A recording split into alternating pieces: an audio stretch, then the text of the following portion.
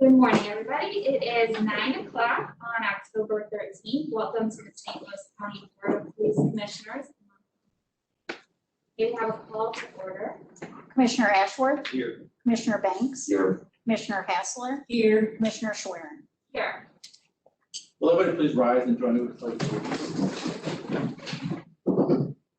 I pledge allegiance to the flag of the United States of America and to the republic for which it stands, one nation, under God, indivisible, with liberty and justice for all.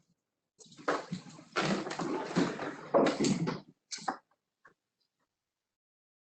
morning, Chief. Good morning, everyone. We're going to have to expand our room in a few minutes. But anyway, we're going to reverse a few things in the agenda, if that's okay with the board. We'll start out with doing the chief's commendations, and first of all, I'd like to call forward starting Brian Bodever, who has some commendations for the Metrolink office. Sarge. Thank you, sir.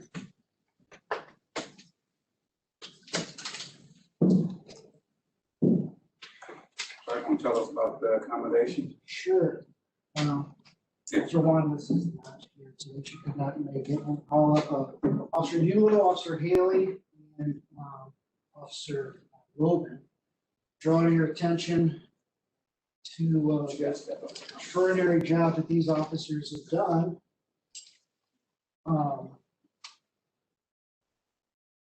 In December, we created a unit within the Metrolink Special Enforcement Team. They were tasked with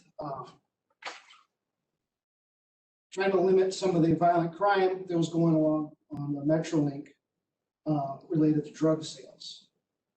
I tasked these officers to take on this challenge, and within 4 months, they had identified 20 individuals that were repeatedly involved with drug sales and related crimes that went along with it, specifically the sale of fentanyl, ecstasy, and PCP-laced marijuana. Their investigation resulted in 70 arrests for drug sales, weapons violations, stolen property, sex trafficking. They worked with the federal government drug unit to indict violent criminals. They worked with bi-state development, worked on policies to ban people that commit violent crimes on Metrolink, and for repeat offenders to keep them from repeatedly violating the Metrolink rules and regulations. They created a working relationship with some of the businesses and apartment complexes near the Metrolink. And violent crime dropped dramatically around the Metrolink and on the Metrolink. Received a letter from one of the apartment complexes that's right on the top of the stairs, one of the Metrolinks, thanking these officers for the job that they've done. Specifically in that letter, they said that the residents were thanking the apartment complex and the police because their kids can go out and play on the playground, which they haven't been able to do for 2 years. So that was a significant part of their efforts. These officers' actions are an example of our effort to improve the transit system and the community it serves. They did an excellent job. Congratulations.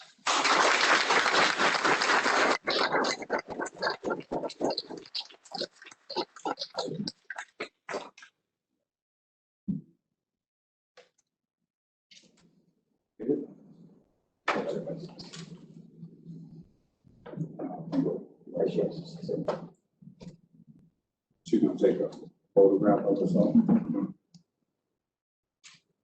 Thank you. Thank you.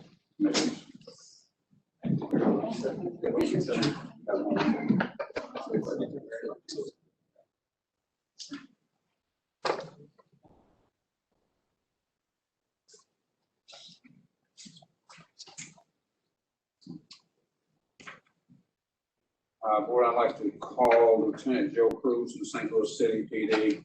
Obviously, St. Louis City and our department work together on the Metrolink. It's just another collaboration between us and St. Louis City, and he has some awards.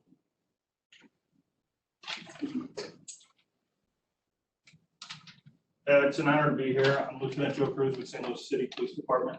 I work with Metrolink, and we work directly with St. Louis County on a daily basis. And as part of that cooperation, Officer Matt Shute and Matt Welly, if you could come forward. They've been assigned to do the follow-up investigations, basically the detectives of our unit.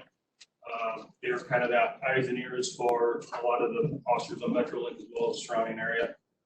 They're familiar with a lot of the known offenders on the unit.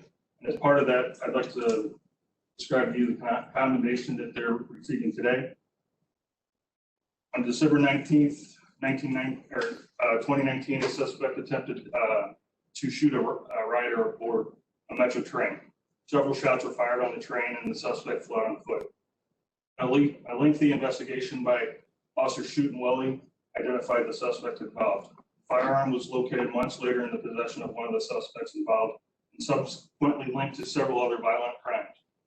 Your investigation also gathered intelligence that was vital in identifying gang activity in the area and assisting in murder investigation.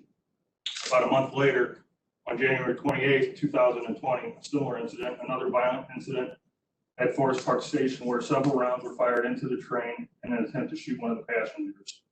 Officers Shoot and Welly quickly investigated and gathered up evidence. Although the intended target of the shooting was not cooperative, you continued the investigation because of the violent impact or the violent crime that impacts the public transportation system. Several broadcasts were distributed in an attempt to identify the suspect that was involved in shooting at the passenger. A few weeks later, we were monitoring cameras of the North Hanley Metrolink station reference to an unrelated call to identify the suspect that was wanted for the shooting from the previous incident. You relayed your observations to Sergeant Bodeker and his crew, and they were able to quickly detain the suspect. The suspect was subsequently charged in family court for the shooting into the occupied train. Your dedication took 3 violent offenders off the public transportation system. 2 are currently being prosecuted today. Your actions reflect highly upon yourself, your department, and the citizens of St. Louis. Thank you for the job done. Hold on.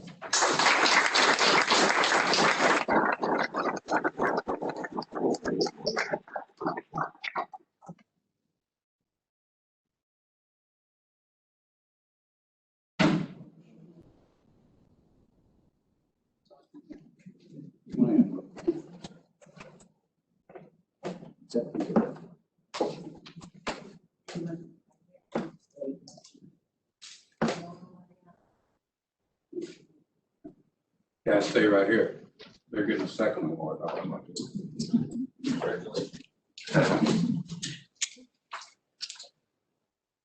On the evening of August 1st, 2021, there was a robbery and a shooting in front of the Richmond Heights Metrolink station. Detectives Matt Shute and Detective Matt Welly became aware of the incident and began investigating by Richmond Heights Police Department. Matt offered their assistance. Through their knowledge of the offender along the system, they were able to identify the suspect. Richmond Heights was able to develop probable cause for the arrest, but had no idea where to find the suspect. Detectives Shute and Welly contacted partners along the system for assistance in locating the suspect, who was armed with a rifle. On August 5th, Detective Shute and Welly began looking for the suspect along the Metrolink and also notified the Metrolink security after they heard a reference to the suspect possibly being a Grand Station. They saw the suspect seated at the bus wearing the same clothing and in possession of the same bag. The rifle that had been used in the incident was concealing. Knowing the suspect was armed, they quickly formulated a plan to safely take the suspect into custody before he got into the bag and retrieve the rifle. Detective Shute and Welly swiftly took the suspect into custody before he knew what happened. The rifle was recovered from the bag. Not for your dedicated attention to detail, Officer Shute and Welly and this violent offender would not have been taken from the Metrolink.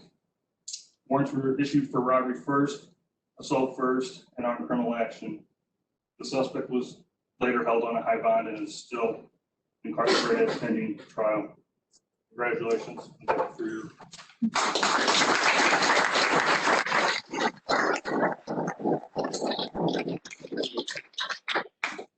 Thanks, you already. Oh, you guys.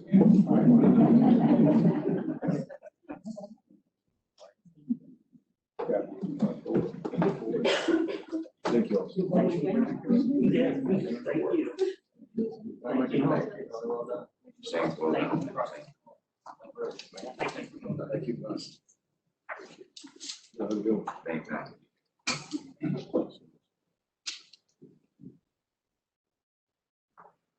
Next on the agenda, I'd like to do one of the favorite things that I've had to do in my position, promotions. It's the opportunity to see people in this department move up the scale and doing their job, and very thrilled with the people that we were able to promote. So I'd like to announce those to us.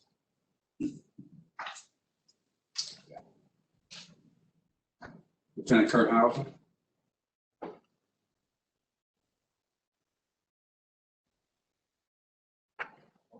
Thank you, sir. First, last assignment was in personnel, and sergeant there, and he was promoted to lieutenant on September 29th. Congratulations.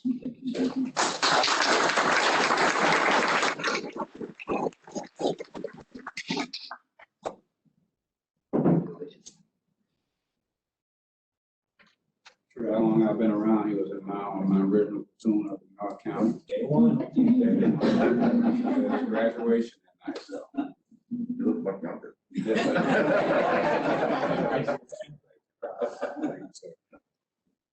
Lieutenant Robert Fumagalli.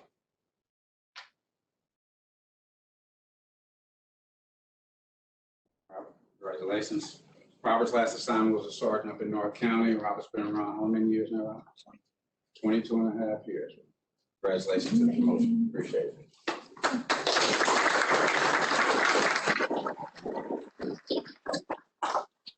I could use a bigger shirt, but.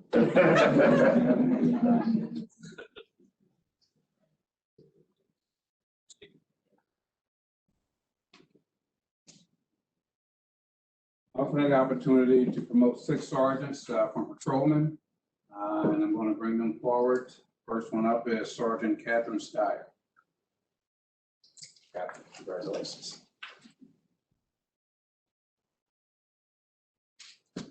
Catherine, you're coming from what precinct? What precinct? Know where you're going yet? Not yet. We'll let you know.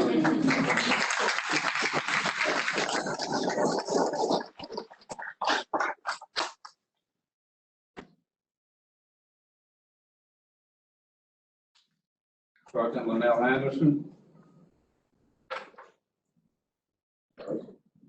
Congratulations. That's yours.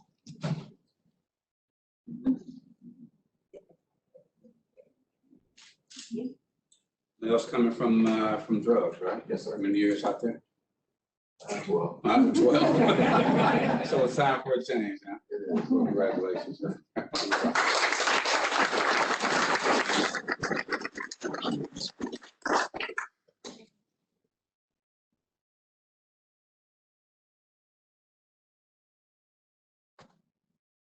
Sergeant John Buer.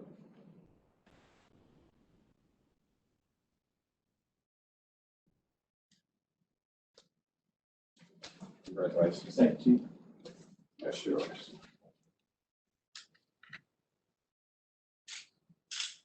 That's where you coming from? The 4th precinct. 4th precinct. How many years out there? Past 7. Past 7. Everybody's due for a change. Thank you.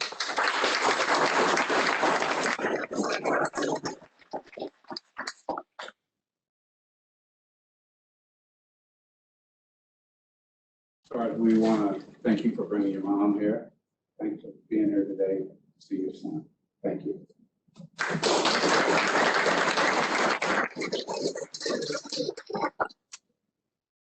Sergeant Kristen Engel. Kristen, this is yours.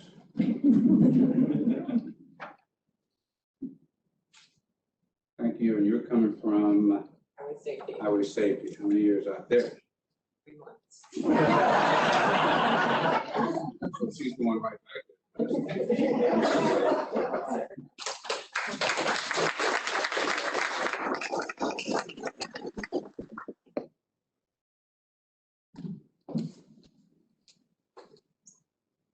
Sergeant Kyle Embry.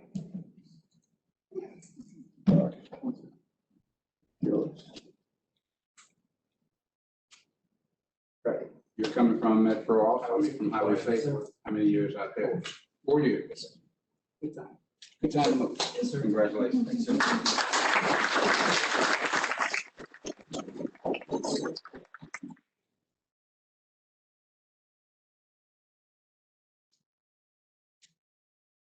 And I think last but not least, not the least, Sergeant Sam Thomas. All right, congratulations. That's yours. And you've been recruiting for us here lately. How many years? Over 3 years now. Over 3 years. You can still bring in some more people. We're all recruiting.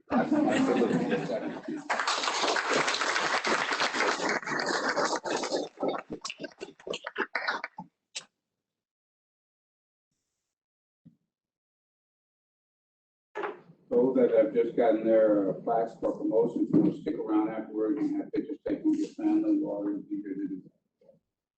All right.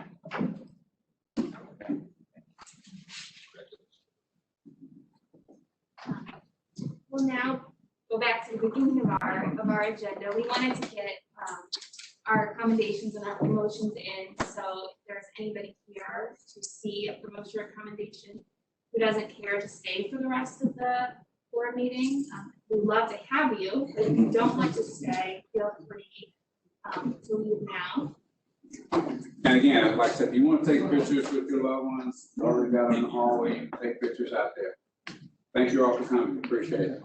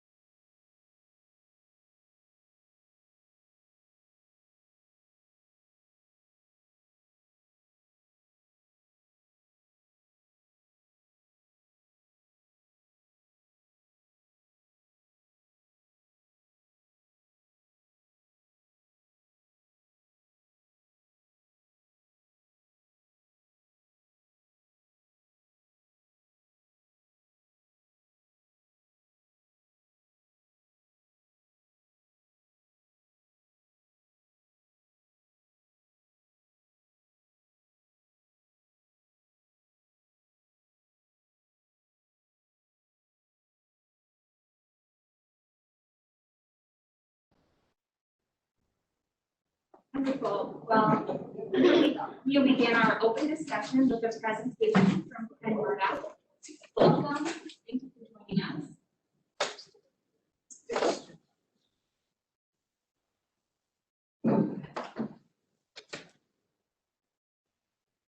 I'm vaccinated.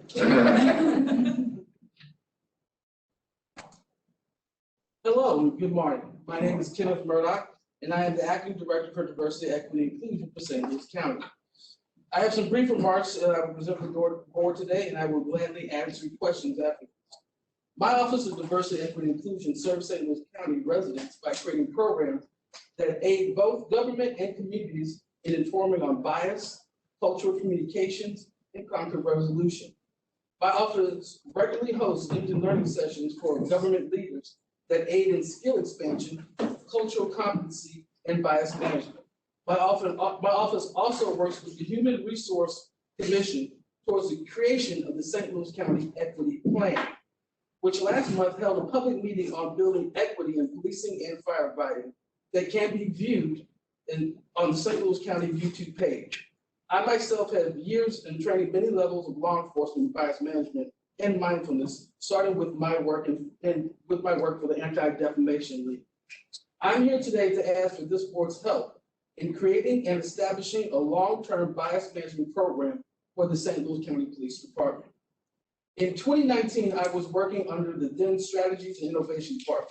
I was able to organize with a $15,000 grant from the Anti-Defamation League the county's first bias management for law enforcement training classes. It was 3 days, 8-hour classes with training scenarios presented by persons with long-term training experience. Those persons are still in the area, and those persons are Jabari Coleman, who was an anti-defamation, he was the leader for the ADL at the time and one of the organizers for the ADL. Philip Deutsch, who has decades of training experience in studies of bias management and graduated from the FBI Day School Academy. Anita Wilson of the Awareness Institute, a licensed therapist, trainer, and member of the Black Healers Collective, and a nationally certified ADL law enforcement specialist with special subdivisions bias management training, and myself, a long-term anti-defamation league law enforcement bias management specialist with special subdivisions training. Supported and joined by my office, we were successful in training over 100 officers over the course of 3 days. The receptions from the officers, according to evaluation sheets, was positive, and many even mentioned that they had a preconceived idea of what bias training would be, but were pleasantly surprised. I mentioned this only to enforce how positive and unique the experience was, and would note that Acting Police Chief Kenneth Gregory was among the trainees. Since the training, I have secured over $15,000 in grant fund allocations to the St. Louis County Police Department for bias management training, only to be disappointed by inactions of the previous leadership. Let me be clear, the Department of Diversity and Inclusion has always been helpful, cooperative, and willing to work with us. But in the past, other members of leadership have shown hesitation or slow movement towards creating a full long-term bias management program. It is my hope that with the help of this board, we can begin that process. My office stands willing to co-create a unique St. Louis County bias management program with police leadership that trains and serves as our pilot program for training of bias management did. It can also be created at any time with law enforcement subdivisions that already exist. So what I'm saying is law enforcement already is just vested in the ABLE program.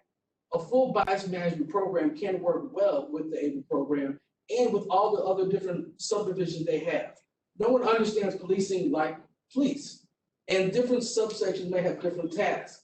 What I plan to do is work with each one of those subsections so we can have something more comprehensive, not only from the academy, but long-term for leadership also. I believe that the creation of this long-term bias management program will aid our police department in officer retention, risk limitation, multicultural communication, and with extreme bias in officers. Let's take the first one, officer retention. It is no secret that St. Louis County officer retention is a challenge for many factors. Many studies of staffing retention point to inclusion and bias management as tools that aid in retention, even when salary is not competitive. The concept is simple. If workers feel more valued, they tend to stay longer. My office, DI, regularly creates trainings called Lunch and Learns and events around inclusion for county executive staff, and I believe such trainings would help our police department also. Risk limitation. We live in a litigious society, and navigating bias in work and communication and actions are vital to protect modern institutions. St. Louis County must become proactive in its avoidance of large legal entanglements. Therefore, any department that may have evolved a hazing subculture or has informal leadership structure should have critical conversations to make sure that bias is not weaponized in those departments and risk is not created by subcultures that have formed within those departments. Unfortunately, all police are often blamed for the actions of some police, and it's for some police officers, even those not employed by the same department. This is a truth that we live in this society, so our actions internally will also have a mirror in the public. We must be aware of how the public sees the transparency of any bias management program we're creating. Finally, on this point, policing will change in the next few years as algorithmic policing, machine learning software begin to play larger roles as service tools. If bias management is not considered in the choice of these softwares, in the choice of new firmwares and new softwares, it could lead to problems in the future and not the far off future. Multicultural communication. Our county will see an increase in subcultures as we welcome refugees, intake natural disaster victims, and experience natural migrations. Misunderstanding of policing as a role is common, but exacerbated by videos of bad actors or confusing scenarios or police instigators in the community that fear identity-based policing. Training officers to have exposure and practice with local subcultures as a formal program may help officers with safe, non-crisis exposure. Exposure being key to understanding subcultures. The last and maybe important thing that we could bring up more is extreme bias in officers. Numerous FBI warnings to law enforcement have taken up concerns of officers with a hidden white supremacist agenda or extreme bias. Often in the 2006 FBI report, they were called ghost skins, officers that have a bias that is hidden, but they still carry out that bias in certain little actions. While I do not know if any are employed in St. Louis County, I feel strongly that a comprehensive bias management training program would be a valuable tool to help leadership identify officers with hidden agendas or a good step in building public trust. With those comments and in my comments, I'm willing to take any questions. Yeah, I have a couple of things. First of all, thanks for being here. Secondly, support for the overall program. Bias is certainly key and it's a necessary first step. What is your ask of us? Resolution or any type of support. I don't know all the options this board has, but any type of support for a bias management program that I could take back to the police chief and we can start working on building a long-term bias management program from the ground up. I don't believe I can make one myself or someone outside because the nuances and the understanding of policing is too localized. So I believe the St. Louis County starts to make a bias management program from the ground up. And we'll also invite the municipalities to start looking at us and maybe we can do double duty and serve our bias program to also teach other police departments, hey, there's a way that you can manage bias.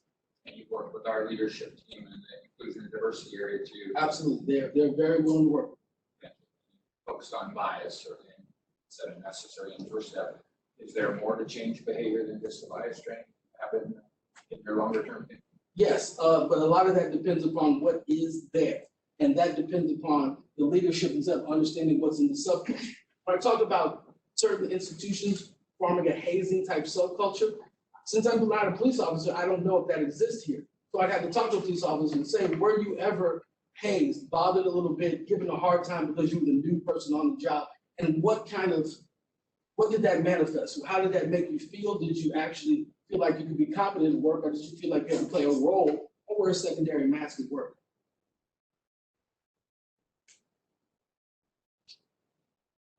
So you mentioned I think it was 2019 Yes. program. Yes.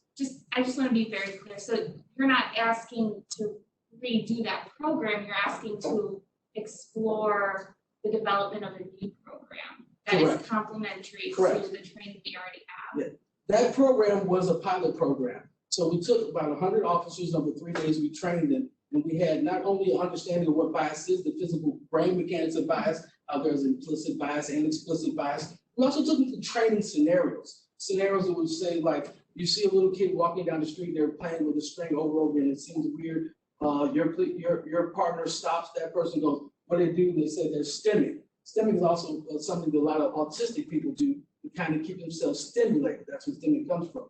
But how the police officer deals with that training scenario or deals with the person with autism or different type of challenges is kind of what we want them to talk about. So in bias training, we set up scenarios and we break up police officers in little groups and they can talk about how would you approach this scenario. It gives them a chance to really communicate and think a little bit deeper about things they don't always think about, like if the person is transgender, how do you fill out that report? Do you keep their the name, the government name, or do you fill out the name that most people know them by? Mr. Murray, I had a question. The program that you're referring to, is this something that you want to kind of like establish within our police academy? It's just a training program, or is this something that you want to do from a continuing education standpoint? A little bit of both. A continuing education standpoint and getting CEE credits is something we can do to incentivize officers to join in this program. But I do want something eventually that starts on academy base and has a long-term persistent existence. And that we can start building a bias program so that it's built into the works of policing. So as the new police officers come in, they get more exposure to bias. And then that also may help them retain because they'll know their department cares about bias in the community and understanding them. I know the class that I attended, I'm sure some of the commanders, but there are also I believe it was like about 100, as you said, that took this class, and we wanted to expand it. Very good days of training. I know at that time there was a cost to it. Is there a cost to what you're talking about now? As far as what Yes, there will be a cost associated, but that cost depends upon how we develop the program. Because if we wanted, the program that you first experienced was an ADL program, and it cost about $15,000 for 3 days. I don't think that cost needs to be associated, even though I could probably get another $15,000 grant from ADL to do a pre-training. But I think we built something in-house, we can control costs, lower costs to, there's always gonna be costs associated, because anytime police are in the classroom, they're not on the street doing something. So that's a reality we have to keep in mind, how to kind of juggle the schedules. But I think that's something we can work out with D&I, and I think that's something we can build long-term. I want to control costs because I don't want to have a big cost, but I want a persistent program that allows police officers to continuously evaluate their bias and deals with new input, new people coming into our society, and what it looks like. Does your department have a similar program that does for other county employees already in place? Yes, my department does a lunch and learn every Thursday with county executive staff, which deals with bias, cultural communication, and numerous aspects. We use LinkedIn Learning as a base for that, but my department goes through administration and we do bias training for members of administration. And basically that's the modus operandi of my department. We want all government entities to have a little exposure to bias training, because in modern society, bias coming from government could lead to a lot of problems. Was really you're just asking to expand to include the police department, what you're already doing. A little bit, but the police department is so unique. I cannot do without buy-in from police officers and some people to walk me through some of the nuances of what policing is that is only really known by police officers. I think it would also be helpful, and you might have already done this, but to sit down with perhaps somebody in our academy, or I'm not sure who would be the right person to do it, but figure out what training we already have. I know we do have anti-bias training. Sure. Am I correct, at the Yes. academy level and continuing? So I think sort of a two-way information sharing might be useful. Developing. I agree wholeheartedly, and look forward to sitting down with not only academy members and training and expanding there, but even leadership. I don't have any questions. I'm really in support of what we're talking about. I met last week. ID&I unit, and they mentioned the possibility of so I'd like to really be involved in what you're doing. I would love for you to be involved in any training materials or things that you already have on tap. Bring them my way, I'll read everything.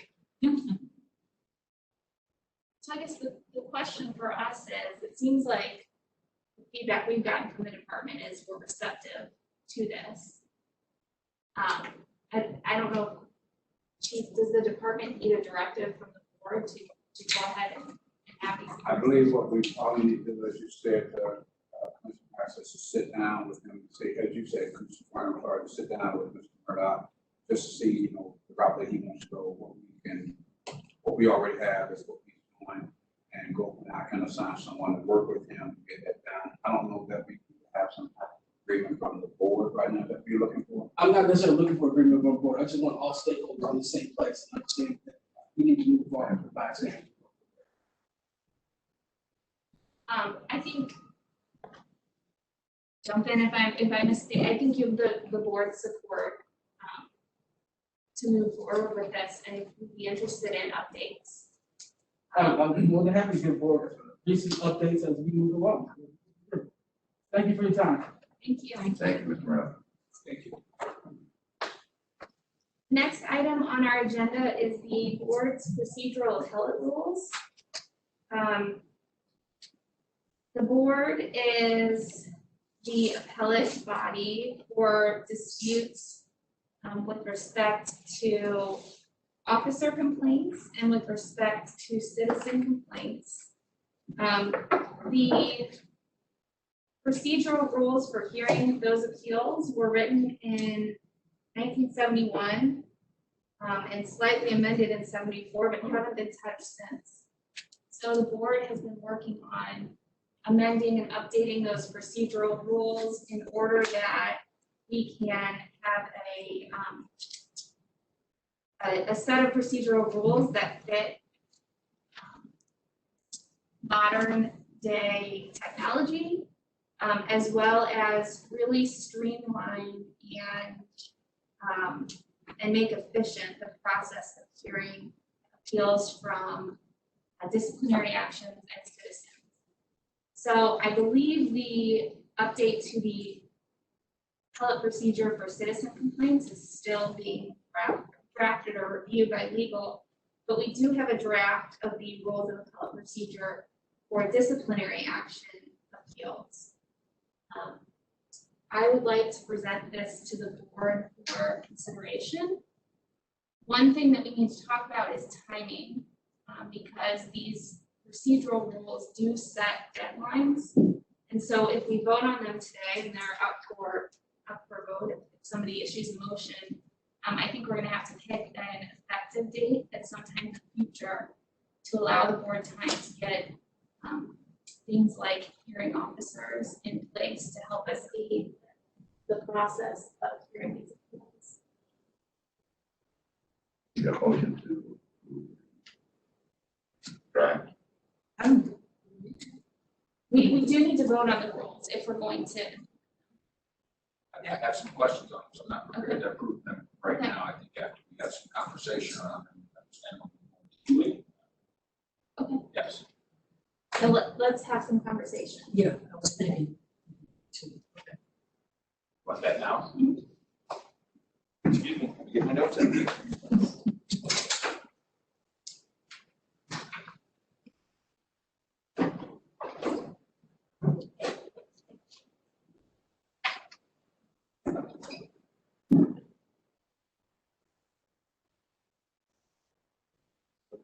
Conversation gonna have to include our legal department. It's legal, I think it's That's what I thought the intent was. I'm not here in closed session to get into some of the questions. Okay, so if there are legal questions, let's kick this to after our closed session. Is that okay? Yeah, we can move into the closed session. Okay. Okay, sounds good. We will move this agenda item now. So next on our agenda is our chief's report. Okay, Commissioner Smyrna, we have some deputizations from Washington University and the Airport Police Department.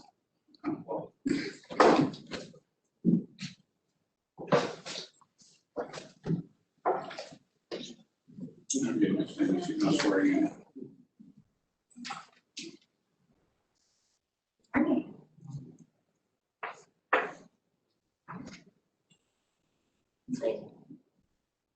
And repeat after me. I state your name. Do solemnly swear that I am a citizen of the United States, that I will support the Constitution and laws of the United States, Constitution and laws of the United States, the state of Missouri, state of Missouri, and the charter and ordinances of St. Louis County, charter and ordinances of St. Louis, that I will faithfully adhere to the regulations regulated provided in the rules and procedures for deputization as adopted by St. Louis County, and that I will faithfully demean myself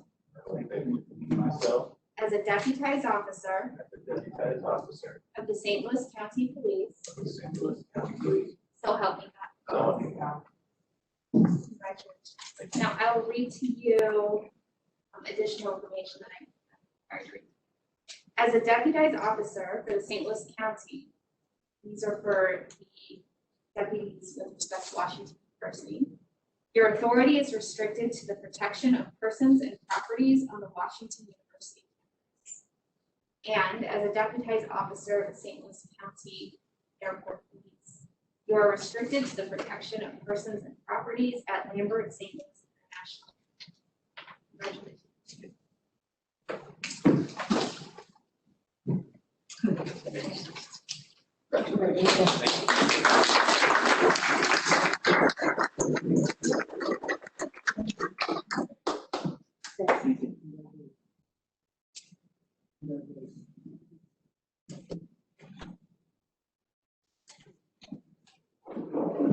Next on the agenda is our budget report. If you're with me, I think you've got a ton of things to do. Not really. And if you do, I'll just let you know that the budget has been submitted. Our final budget has been submitted and we are scheduled for a committee of the whole council on November the 2nd. And at that time, we'll discuss our budget with the council. They'll ask us a bunch of tough questions about money we're spending, why we want to spend it, so forth. So that again is scheduled for November the 2nd, but the budget has been completed. Pretty much about all I have a that. quick question, it's a Sure. question. Sure. Those of us who are new, so the difference from the 2020 budget, sorry, the 2021 budget, to the 2022 budget, perspective, is there an increase in the budget year over year? Well, there is an increase because of the salaries and fringes, but we did not add any positions. We kept it pretty much the same. We added some money for phones, grant matches, and some insurance stuff, but otherwise it's pretty much the same as last year. So, Are we on track to replace our vehicles? Well, we added the same amount that we normally add, which probably is not enough. I think we replaced 62. Normally we do like 67 to 70. So we could use more money in there, but we try to limit what we request based on the direction given us to us by the budget department. So we make do until we get to that point where we really have to push for more. and that's what Michelle asked, the detailed question, right? That's the whole point. Other than a few things and salaries, we're asked to do more with the same amount of money we've had in the past. Yes, we are. For how many years has that gone? Oh, ever. That's just the way it is until we get to a point where, there's just an extreme impact on the budget for certain asks, then we push for that. But otherwise, the budget office is, always zero growth except for the cost for increased wages and fringes. So they do allow us to increase for that most years, but nothing really else. So this year we selected the phones because those seem to be going up. That's the connectivity fees for all the cell phones and data things that we did request 300,000 in there. But other than that, we really didn't ask for anything additional. The cars are pretty much a standard for what we've asked in the past. And as the cars get more expensive, we just can't afford it. So.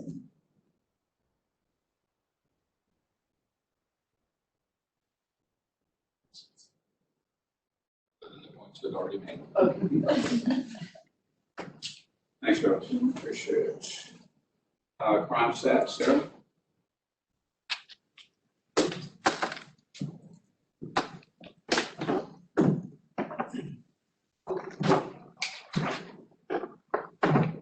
Thanks.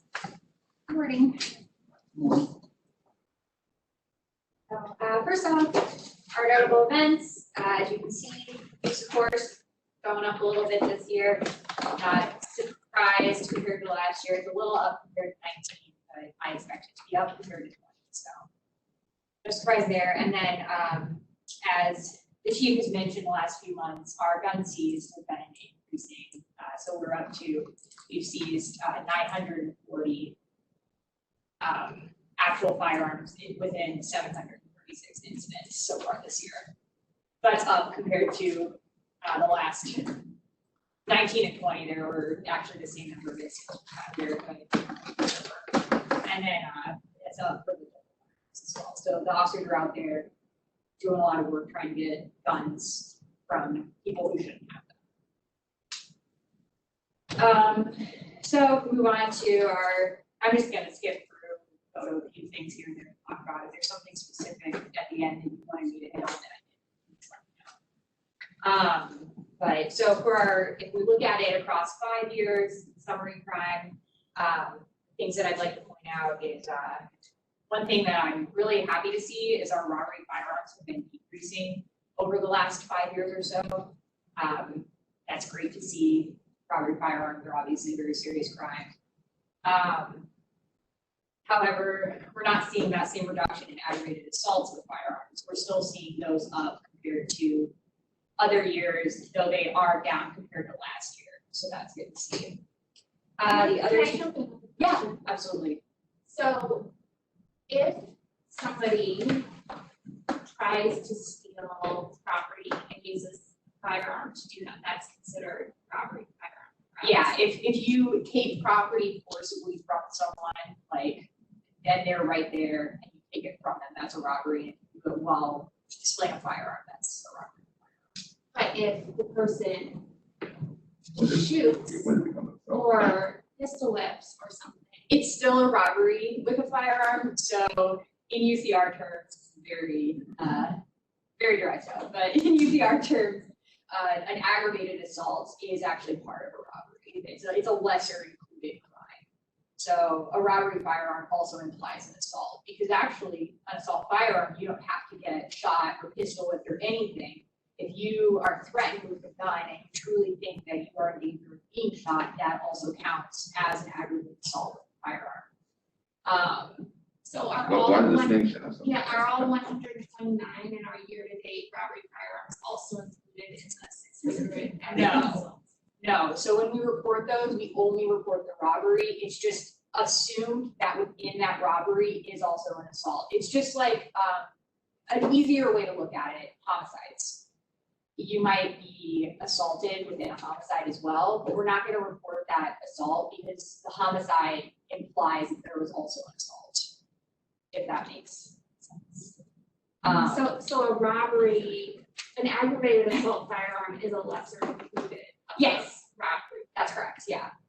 all the So- time. All the time, yeah. So they just you don't report the aggravated assault separately from the robbery. If there's a robbery, you just report the robbery, because within a robbery, firearm is an assault with a firearm. It's just there's also that additional piece that they took property. It's just- these are UCR rules, they're not our rules, it's the federal government. Okay, but if you ask how many aggravated assaults were in the county year to date, you probably should add 129 to the 600. I mean, Yeah. yeah, you Both can, that's not really how we look at them here.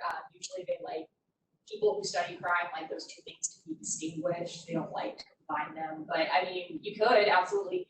And one of the things that we do is when people ask us, we don't get a lot of questions about how many aggravated assaults there have been. We get a lot more questions about how many victims of gun violence has there been. And we absolutely count the victims of homicide, robbery, and aggravated assault in that number when we count that type of stuff. When you're looking at it as summary crime, you usually do distinct. If that makes sense. And it's just federal government rules. I don't know. We can look at it however our department wants, honestly. No, that makes sense. I guess Yeah. if we as a board are asking what's going on with firearm crimes. Yeah, We absolutely. should look at both of them. Yes, if you're interested in firearm crimes, you should absolutely be looking at both, and that's also why we want to be looking at those guns seized as well, because it's kind of an indication of guns on the streets as well, which is, gonna lead to more potential. Nice one there. So two other things I wanted to point out on this one is, one of them really great, our burglaries have just dropped drastically. We're at about half year to date, half of the number we were at in 2016. A big part of that is, of course, people are home a lot more now. So that's great to see. But on the flip side, as we've had a huge decrease in burglaries, we've started seeing a lot more motor vehicle thefts. So we're still gonna go and steal things to get money. They just kind of moved on to cars as opposed to breaking houses.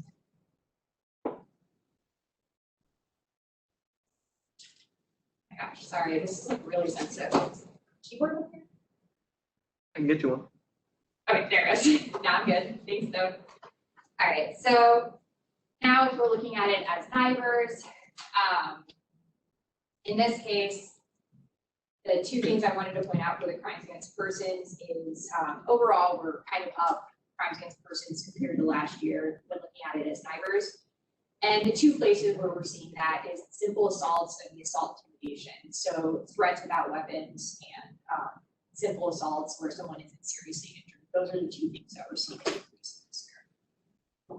CB trending down, Sarah, for the last 4 months. Yeah. Aggravated assault, simple assaults, both trending down. They are trending down. I mean, as you can see, intimidations are kind of down and up, and they're kind of, they've just kind of been doing a wave the whole year. I cannot figure out what the pattern is with assault intimidations. I looked into them a little bit, but I haven't spent a lot of time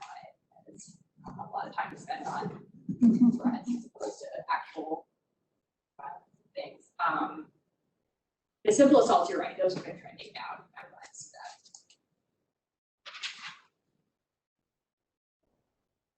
that. Gosh. There we go. All right. Once again, burglary is way down. You're looking at it in NIBRs.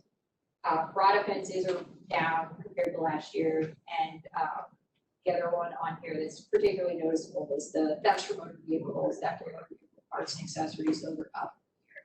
So that's no surprise. We've all been hearing about Appellate murder thefts. We all hear about car break-ins, those types of crimes.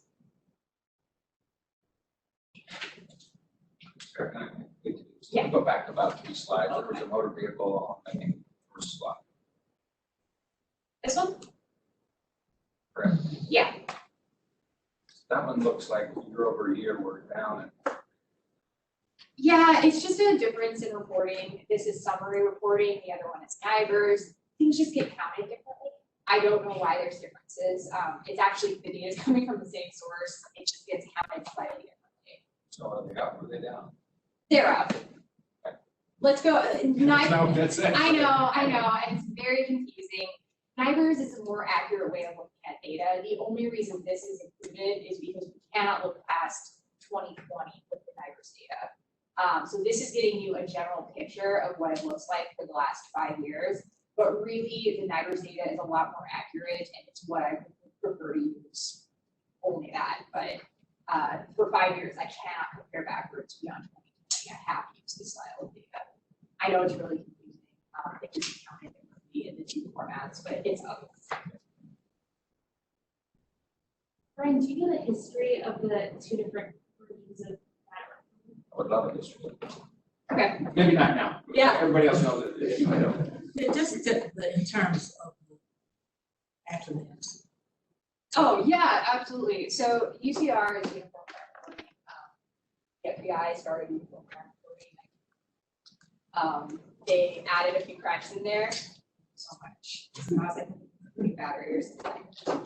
They started UCR crime reporting in 1929, and they added a few things in there over the last almost 100 years.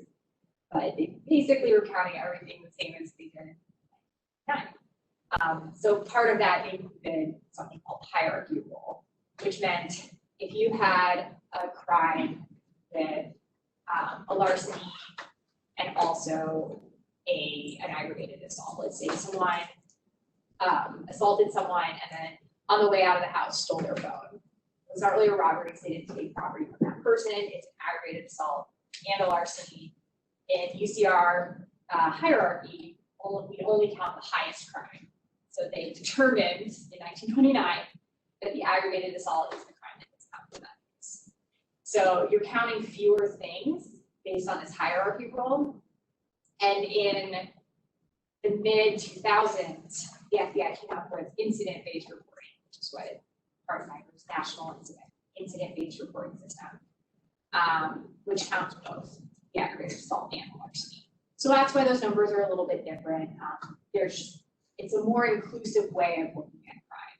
So if there's particularly what happens is carjackings, there's a motor vehicle theft and a robbery, you're gonna count both now. Whereas in 2019, we just counted the robbery. They count the motor vehicle theft and the robbery. That's why there's a difference in those numbers. So how does that? I'm hesitant to drill down too far. How does that relate back to the conversation we just had about assaults and aggravated assaults and firearm assaults? It doesn't change those pieces as much. I know, it's horrible. Well, it is something that I thought what we said was they're not counted twice, and now here we're saying they are counted. So there's It's certain, okay, yeah, it's okay. So there's certain crimes that are still considered lesser included. So aggravated assaults are still considered lesser included to robberies. Aggravated assaults are lesser included to rapes and to homicides as well. Yeah, there's so many rules to UCR. I can send you guys some documentation if you would like to learn more. I don't think everyone there wants to listen to all of these. I don't want them to listen. I know it's awful. I did get a lot of classes and I still have so many questions. Everyone does. but yeah, if there's more information you want, please email me and I can send you whatever you want on this topic. Yeah, it's a lot. I also threw together a few maps using the data from our data portal, just to show you where crime is occurring. On the keyboards doesn't work either. It might just be too far away. Yeah, okay. Okay, great. So here's the crimes against persons. As you can see, the blue is less, and as you get up to the pinks and the yellows, those are more. So the areas that we're seeing the crimes against persons occurring the most are areas of North County, Jennings, unincorporated Central County right here. They've had a lot of aggravated assaults this year. And then to a lesser extent, some down here in South County. Very little in Wildwood West and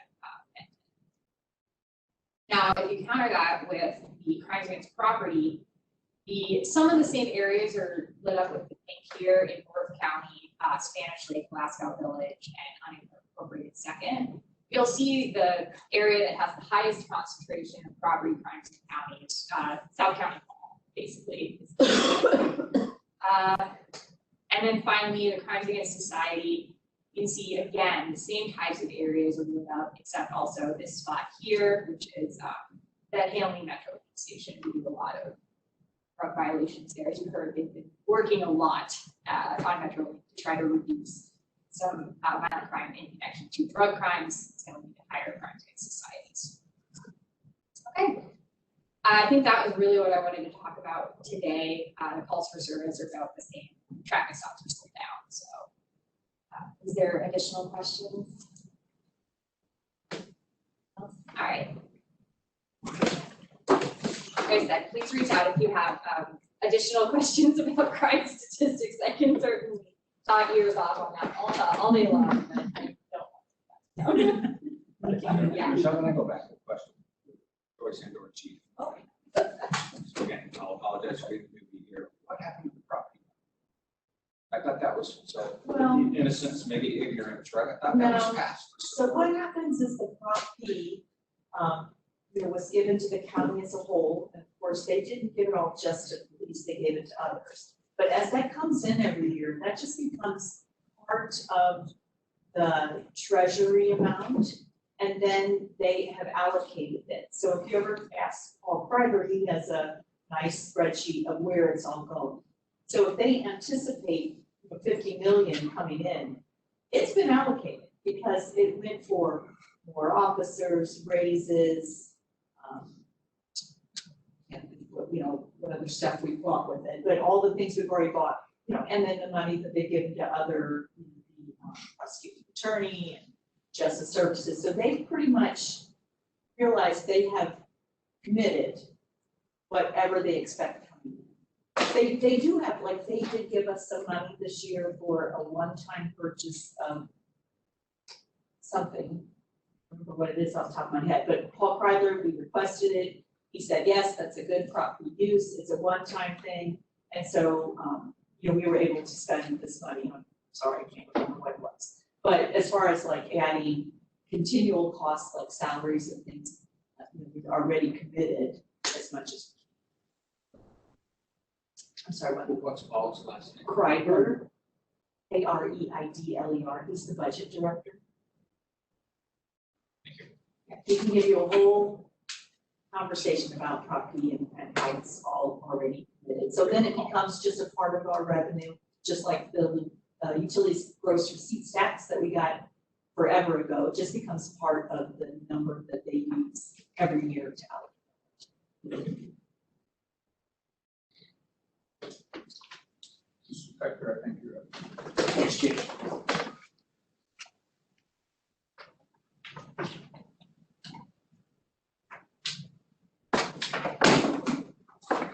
Good morning.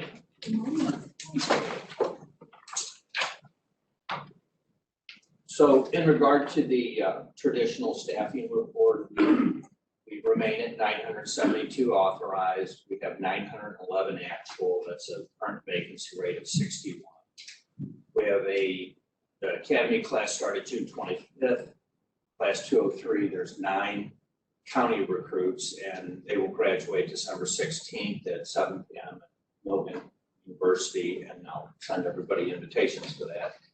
And class 204 is starting January 3rd. We currently have 13 candidates that will be starting then on January 3rd. We continue to have final review boards every other Thursday with anywhere from 2 to 4 candidates. So that process is moving along rather well. With respect to Can I ask a question? Yes, ma'am. Of the 2 to 4 candidates, do we usually accept half, some, all? What are our expectations? I'd say the ratio is about 90% that we hire. If they've made it that far, they've been extremely vetted, they've gone through polygraph, background investigation, commander, personnel unit commanders interview, and so forth. So they've been well vetted at that. So we're adding anywhere between 4 and 8-ish a month? Well, the goal for the class is 40. I don't believe we'll make that, but we might make it. So with respect to professional staff, there's 370 authorized. We have 336 professional staff employees. That's a vacancy rate of, vacancies of 34. That the lion's share of that is dispatches down by 9 and security officers are down by 6. Included in those final review boards are also the security officer positions. The dispatcher class starts November 1st, ESD class number 11, and it's at capacity. There are 12 enrolled. I just want to point out that right now we currently have 9 on military separation doing their reservist or National Guard duties. And just to point out that the police department fully supports reservists and veterans, and in that regard are targeting them in our recruiting effort. Speaking of recruiting, we had a Women's Day and law enforcement event on Saturday. Commissioners Shalom and Hassler attended and spoke to the group in the very beginning. I appreciate that. And as far as the attendees, there were 24 females that attended. It was a carefully targeted group by our recruiters where they targeted universities, local regional universities, including local HBCUs, of folks who were interested in law enforcement, whether it's criminal justice major or just interested in law enforcement. And very pleased that about 40 of our employees attended, and that included 25 female police officers, 4 professional staff, and then 11 male officers. And they covered most of the areas, specialty areas, including patrol, DCI, everything.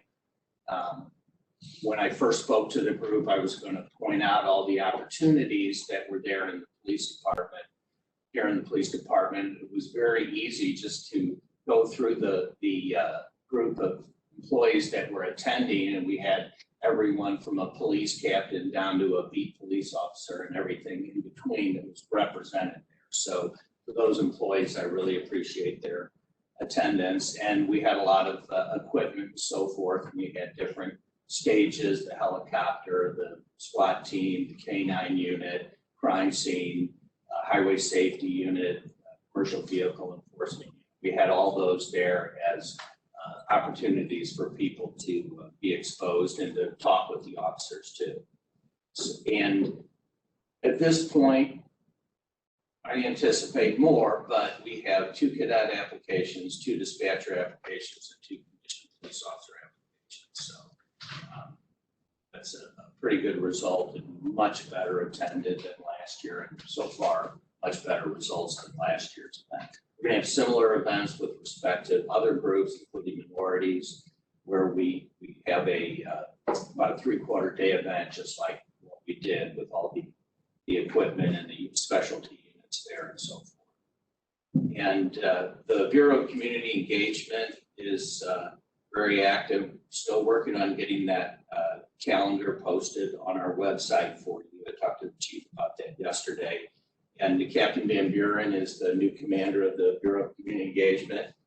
And she's not here, but Lieutenant Danielle Durham has been detached to the community outreach unit to fill in there. And they're both doing a great job. With respect to the diversity and inclusion unit, Sergeant Nichols continues to be teaching the ABLE classes, and the executive staff will be done by the training and ABLE will be done by about the middle of November. And so that process is moving along. And then with respect to professional staff being taught ABLE, that'll begin in January. The ABLE program changed their standards and parameters, so we had to delay the teaching of the professional staff to be able to respond to that. The wellness unit, you probably noticed that the wellness application was rolled out last week, and Lieutenant Roach will be available next month if the board has the time to give a brief presentation on what's going on with the wellness unit. And Tom Satterley, an Army veteran regarding wellness, spoke at Logan College. Commissioner Schwerin attended. It was attended by over 3 different sessions, attended by over 200 officers, employees, and their spouses were encouraged to attend because Mr. Satterley's spouse was there also. And then lastly, with respect to the CVAs, we're now in negotiations with the professional staff and crime lab.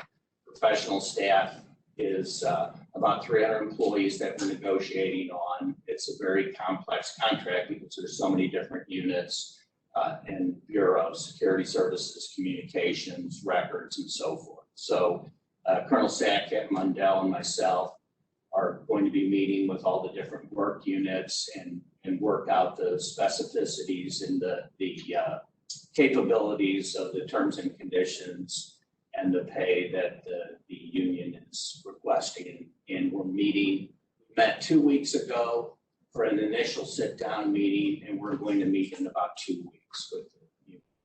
So that process is moving along. Questions? Thank you.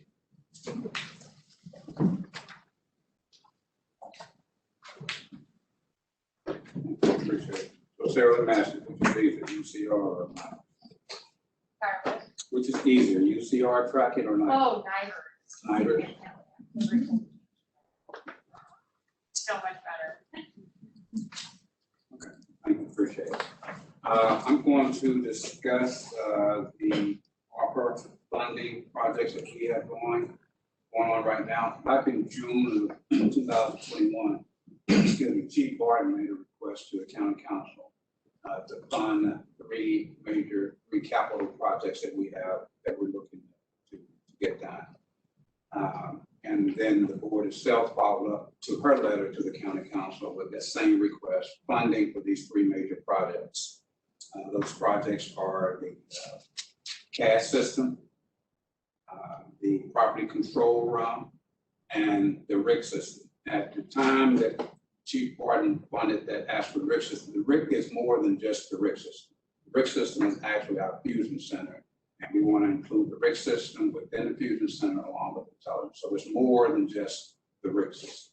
That's what the funding was for, that they were asking.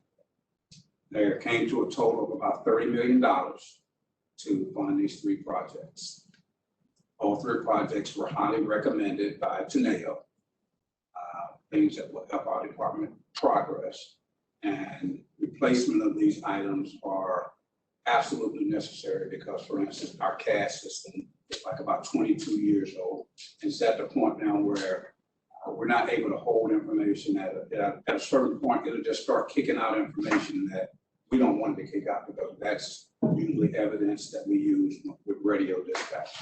Our property control room has been outdated for how long?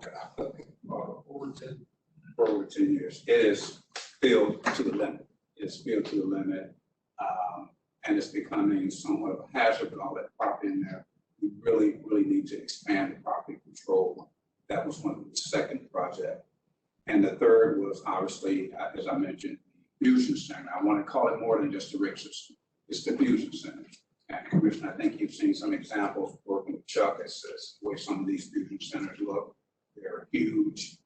buildings with thousands of monitors in it. Again, it's more than just the brick system. So those are the 3 projects that were submitted to the council for approval for that money. Since that time, I've had talks with County Executive Page about how to use that ARPA money. There are certain restrictions with ARPA money that you can spend it on. It has to be spent in a certain way. These 3 projects are not allocated in that money, then you can't use it for that. So he had other ideas as to how he wanted to put ARPA money into our budget lost revenue.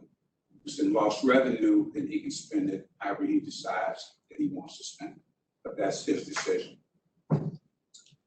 As of late yesterday, I got an email, Commissioner Friede, from Councilman Fitch in a way of trying to address this money for those 3 capital projects. And his idea was to submit that money in our 22 budget, request it in the county's overall general fund. Hopefully that if things go well, he said, then that money, if it goes well, it will probably be approved in December vote by the council as far as the county's overall budget. That'll be December this year, and if it does, that money will be there for us to use in January of 2022, if it all goes well. So that's pretty much what Dr. Page has said, is it's going to go into the overall general fund, hopefully spend from that. If it goes well, again, he said it'll be ready January of 22 for us to be prepared to make moves as much as we can without money in hand at that time. So Doug will be on top of looking for a building for property control, possibly still looking for a place for the fusion center, and obviously communications looking to do something with replacing our CAD system. So that's pretty much the gist of what's happening with the ARPA money right now. And we don't have any concrete idea as to how it's going to be done. And Chief Fish gave us an idea. Obviously, Dr. Page has his ideas, and I think they're collaborating. I think that's a good thing with what Fitch told us, and what Dr. Page has said. I think that's a positive move. Trying to get this done. That is about it. Questions? Thank you. Is there anything that you can think of that the board can be doing at this time to help support this budget? I think what you've done as far as putting this and getting this out there to the board is sufficient at this time. I think it's all up to us to start making, as I was just saying, making moves toward trying to get something done. Hopefully have something in mind by the end of this year, so where we can, put these places, CAD, get the, start working on their procedure about replacing it. Believe me, if there's anything that I see in the future that I wouldn't hesitate to ask you all to get involved in. Right now, I think we're okay. Like I said, the move with Fish, I got from Fish yesterday, and what Paige had said if he was going to do, they kind of, it's a positive. Those are the 3 major projects that we're looking at as far as the ARPA money. Again, all 3 were recommended that we get done by today.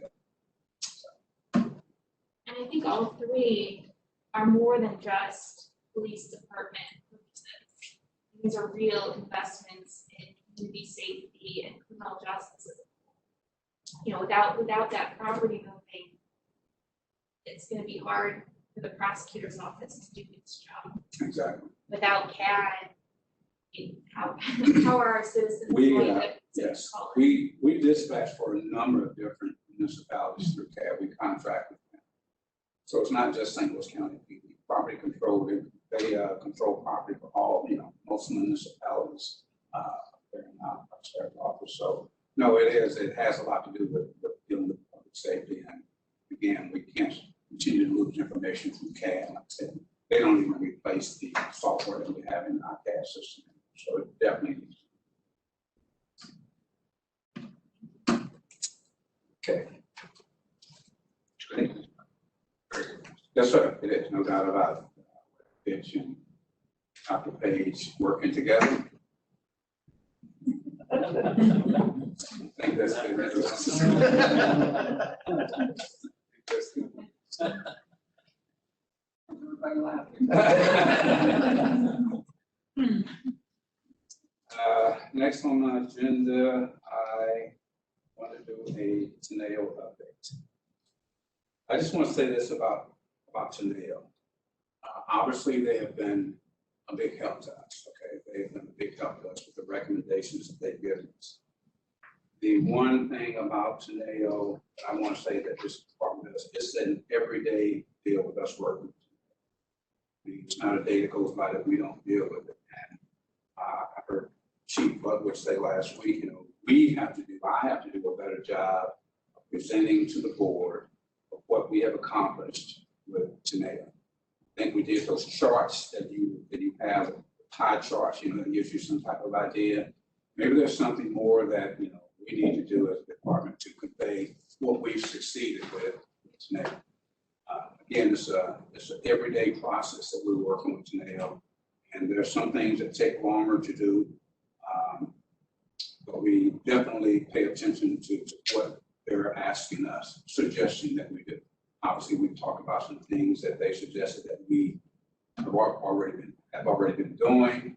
There's some things that they suggested that, you know, that are probably beyond what we can do. I mean, I think they suggested that everybody on the department wear body cameras. We need down to the throat. I don't know what I would need a body camera, unless I just want to film my office stuff.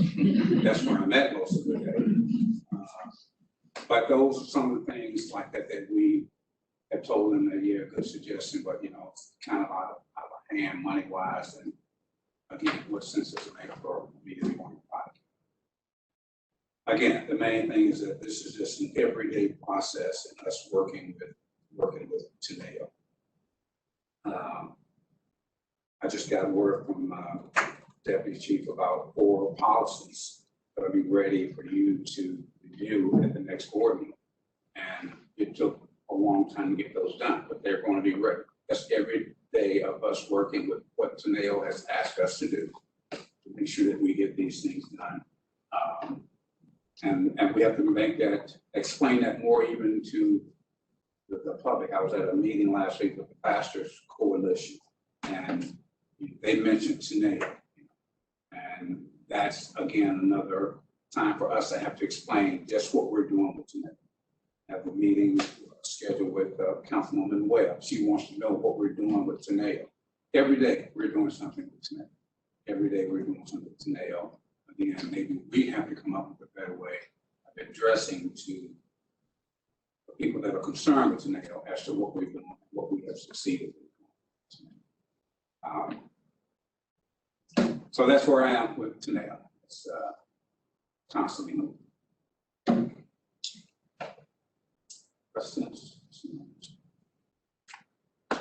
Thank you. Appreciate it. I think that's all that I have on my agenda. Thank you. Great job. Thank you. Thank you.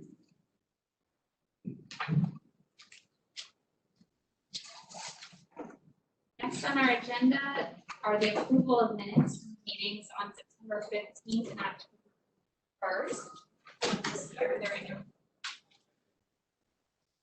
You have a motion to approve those minutes. I move it. What you say? Yeah. All in favor? Aye. Those minutes will be approved. Do we have any letters of communications? No. Do we have any old business? Did we receive any requests for statements from our public board? No, nothing was received. The Board of Police Commissioners may vote to go into closed meeting for legal advice and review of claims and lawsuits involving the police department, section 610-0211 RSMO and section 114-0201 SLCRO. Discussion of employee and personnel matters, section 610-0213 and 13 RSMO, and sections 114-0203 and 13 SLCRO. And an update on union negotiations, section 610-0219 RSMO and section 114-0209 SLCRO, Discussions of requests for proposals, section 610-02112 and section 114-020112. I have a motion to go into closed session to discuss these items.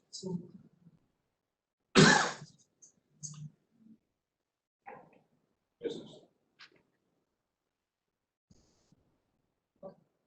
I move that we go into closed session. Second. Do we have a roll call vote, please? Commissioner Ashworth, Yes. Commissioner Banks, Yes. Commissioner Hassler, Yes. Commissioner Schwer. Yes. We'll now be in closed session.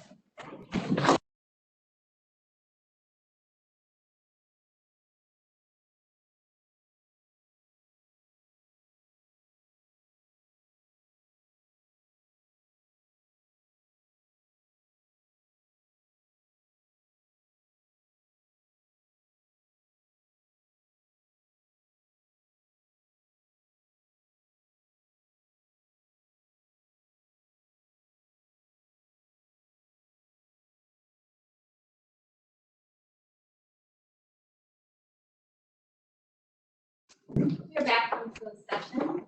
Chief, good afternoon. Good afternoon again. Just a couple things, I wanted to mention to you on October the 7th of this year, 2021, I signed a special order in reference to employee COVID-19 vaccination policy in accordance with the mandate that's stated by our county executive. It's pretty much the same statement as far as our obligations are. COVID vaccination. And that was signed off again on October the 7th. Thanks, no, Chief. The other thing I wanted to mention to you is the fact with our manpower shortage, we're looking at the possibility of going to 12-hour shifts. 12-hour shifts is basically going to give us 2 platoons in each platoon for each precinct. And with 12-hour shifts, it's going to take fewer men to cover all our beats. And with us going to 12-hour shifts, with the numbers that Deputy Chief has been working with research and analysis, it will give our precincts 100% staff. And we're not going to have an abundance of people left over to do other things with, which we thought we might have, but those numbers may be coming as we continue to hire people. But right now, looking at this, it's 12-hour shifts will give us 100% staffing in each precinct to be good folks. It'll cost us just a little bit more money because with the 6 p.m. to 6 a.m. shift, 6 p.m. to 6 a.m. shift is, according to the CBA, they get a 6% pay increase for working that night shift. But with that being said, if we go with 12-hour shifts, hopefully we're going to cut down on overtime and filling beats because we're going to have, like I said, full staff. They will cut down overtime. Deputy Chief Ludwig's been working on that for about 3 months now. We're working on the schedule. We put out a survey to the officers to determine whether they wanted the shift to be permanent shift or rotate every 3 months, 4 months, or whatever. So we're getting those results back. They're working in the schedule. I had about a 3-hour meeting yesterday and dealing with working out for our shift schedule. It has not been determined yet, but it looks like it's probably going to happen. If it happens, it won't be until the first of the year. So we'll keep up at least by next month. The chief will have full information as to how we would proceed in doing it. So I just wanted to fill you in on that possibility. And like I said, it's going to help us with our manpower while we're in the process of still trying to hire. Couple of questions? Yes, sir. So if we had requisite manpower right now, would we not be 12 hours? We probably would not. This is strictly in response to not having enough. Yes, sir. At such point, when we have enough people, will we consider going back to the 10-hour shifts? Or is that premature to ask? Yeah, I think we want to see how this works out. It seems to be very popular amongst the agencies that have switched to 12-hour shifts, and it becomes kind of a motivational piece for the officer and helps in recruitment and retention. We do lose officers to other agencies that have 12-hour shifts. That's sometimes a reason why they go. So I think it's premature to say one way or the other. But I think certainly the chief and I know I'm open to So what that may look like going forward in manpower increases to the point where it's a nice conversation to have. I'll be honest with you, yes, if manpower increased, we're on the 12-hour shifts, and we were happy with the 12-hour shifts, and we saw that most of our officers with 12-hour shifts were happy. Imagine the people that we would have, what we can do, what we can put other people, once the hiring picked up, as long as we're still on the 12-hour shifts. Another thing that I wouldn't want to do is keep jumping back and forth people's lives like that, because there are some wellness issues that, again, Deputy Chief is looking into as far as these guys working 12-hour shifts. Just want to fill you in on that. Is there, when we look at the departments in our region, is there a majority of departments doing 12 hours? Is it a popular? Now, there are more that are transitioning over to 12 hours, but majority of those agencies are smaller in size. It's just easier to manage your manpower when you develop 12-hour shifts if you're a smaller agency. And the reason most of the smaller agencies do it is they can do a little bit more with less. So there are some, but it just depends on where you are. There aren't a lot of agencies our size that do it. I believe Tampa, if I remember right, Louisville is the second one that does it. But if you look at our agency, instead of looking at it as the Division of Patrol having roughly 650 officers and supervisors assigned to it, if you instead look at it as 8 individual precincts, really what you're looking at is 8 individual police departments in terms of how you develop the schedule for that precinct. So it becomes much more manageable when you look at it that way, because you could theoretically end up with 8 different models depending on the needs of that individual precinct. So you're gonna get way down in the weeds here when you start talking like that, but to answer your question, it's much more manageable when you find many more departments of those equitable sizes. You look at it, the individual precinct instead of Division of Patrol as well. So yes, there are, but it's kind of all of them. I go and do assessments, and a lot of the departments that I've done assessments on are working 12-hour shifts, but none the size of ours, but as the Chief said, once you break our precinct, some of the agencies I do won't have as many officers on their department as we have in our first precinct. So, and yeah, they're doing 12-hour shifts. Chief, I know it's probably anecdotal, but do you get a feel from your command staff? This is something that will be welcome in the precincts? And that's what the survey, we did 2 surveys. One is to what shift they want to work, and we got the other survey back as to, would they enjoy working 12-hour shifts. I think the majority of them, about 50-50. I think it's actually higher than that. So when we first started the conversation, the police department is very efficient in rumor milling. So it got out pretty quickly that this was something that was being discussed. And just going into the precincts and talking to the officers, I think they got behind it. So I bet it's even higher than that. I bet it's probably 3 to 1, maybe even 4 to 1 at this point in favor of moving to 12-hour shifts. I'm sorry. The only kind of question is, and what we surveyed was, do you want to rotate or do you want to stay on that fixed shift? Because there's some shift differential involved in there, and there's some stability in terms of your schedule. And that came back almost 4 to 1 for permanent shifts. Now, I assume that's because you're getting the permanent shift that you want. So if you don't get your permanent shift that you want, you probably want to rotate. So what we intend to do, and what we intend to do with a lot of things, not just this issue, start to utilize surveys to kind of determine where we are and act on that information. 12-hour shifts is going to be extremely important because we know we're going to have to adjust if we make the decision to go there. Some of the decisions that we make early on, kind of stay on top of that and adjust on the fly as we go. And that'll be one key piece of that rotation and that shift selection, because you're going from 3 shifts to 2, and some people are just not going to be able to get where they want to be. So that's where we are with that. And like I said, by the November meeting, we'll have hopefully all the details worked out. Thank you. And that's all I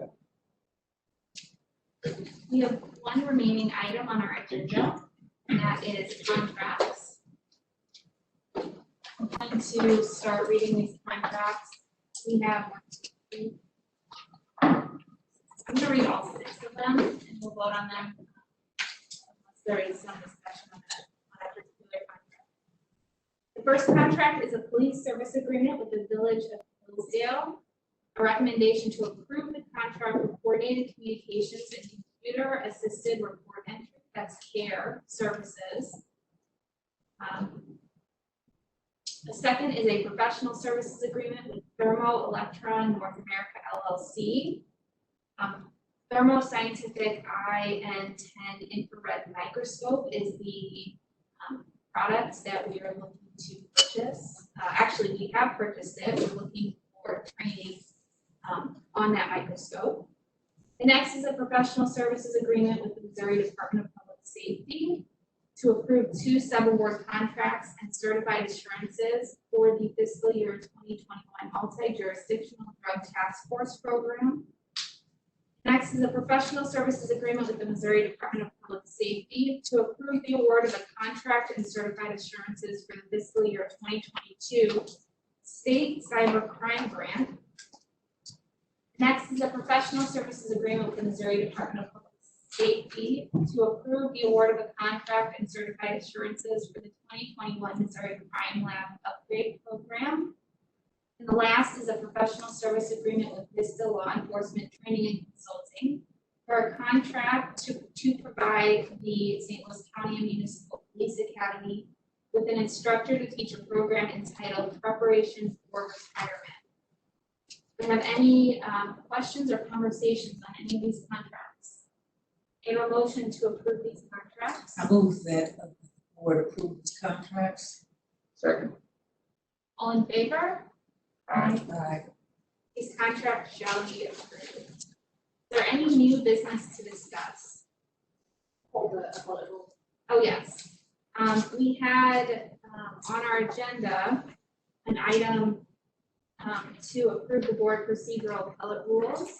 We are going to hold that approval for next month. Any other new business? Hearing none, may I have a motion to adjourn? Second. We have a roll call vote, please. Commissioner Ashworth, Yes. Commissioner Banks, Yes. Commissioner Hassler, Yes. and Commissioner Schwer.